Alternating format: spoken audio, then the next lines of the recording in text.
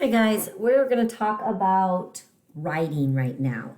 Um, we've been working a lot on our graphic organizers. Many of you chose boxes and bullets. Some of you chose a different type of organization, but you should have your writing pretty much organized with your reasons and your details or evidence to support those. So today we're going to talk about what we do with that. Okay? First thing we need to kind of think about is, if you ever had a task that you had to kind of think through before you started, before you even began. Gabby Douglas is a women's gymnast winning record gold medals in her first World Olympics. When she competed for the floor routine, do you think she just went for it? Or do you think she had a meticulous plan playing through piece by piece in her mind as she went through her floor routine? I'm going to guess she had a meticulous plan in mind. She didn't just go for it. She probably practiced it, rehearsed it, thought about it before she ever even got out on the floor. She probably knew what she was going to do. That's what we're going to talk about today.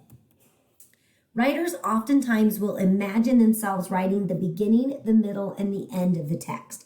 Before you start writing, you should have a pretty good idea of what you want your piece to say before you put your pencil to paper. What's with the long face?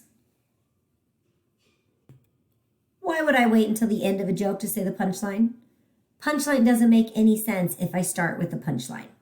Same thing goes. We don't pick up the newest book from the library and read the last chapter first. At least most of us don't. If the author wanted us to read the last chapter first, it would have been the introduction, right? The order that we write in matters. This side over here is how body paragraphs will often look in persuasive type writing. And you will have a copy of this graphic organizer in the lesson, so you can always pull it up and refer back to it. But you generally think of one reason that teachers should assign homework is that, or one reason that teachers should never assign homework is that. For example, then your first piece of evidence. Also, second piece of evidence. In addition, third piece of evidence.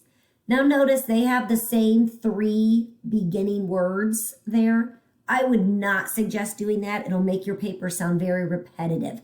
This is just one example of how you can do that.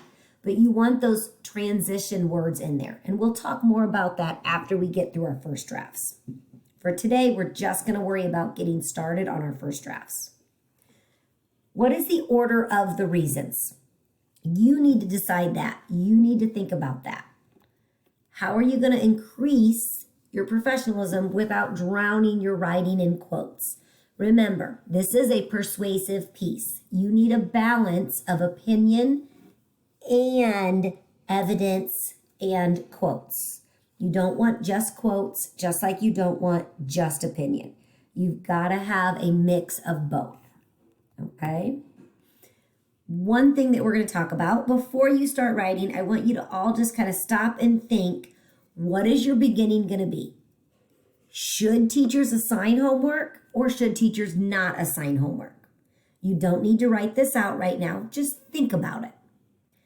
First and second and third reasons. Think about all of those. Do you have a counter argument yet? If so, what is it? Okay, these are the parts of writing. For today, we're going to focus just on the middle section, on one of our reasons. For our writing time today, I want you to first decide the order of the reasons you're going to put your writing in. Look at your graphic organizer and consider, do you have enough information? When you start putting it in paragraph form, it is very important that you ice your evidence. That means you need to first introduce where your evidence came from, what is your evidence, cite your evidence, who said it, what article did you get it from, and then finally explain. Connect that evidence to your reason. You don't want to just list the evidence. You want to then tie it to your reason with your opinion, yourself. Your writing needs to be in there. So today what you're going to work on is a fast draft. You are going to write your boxes and bullets into paragraph form.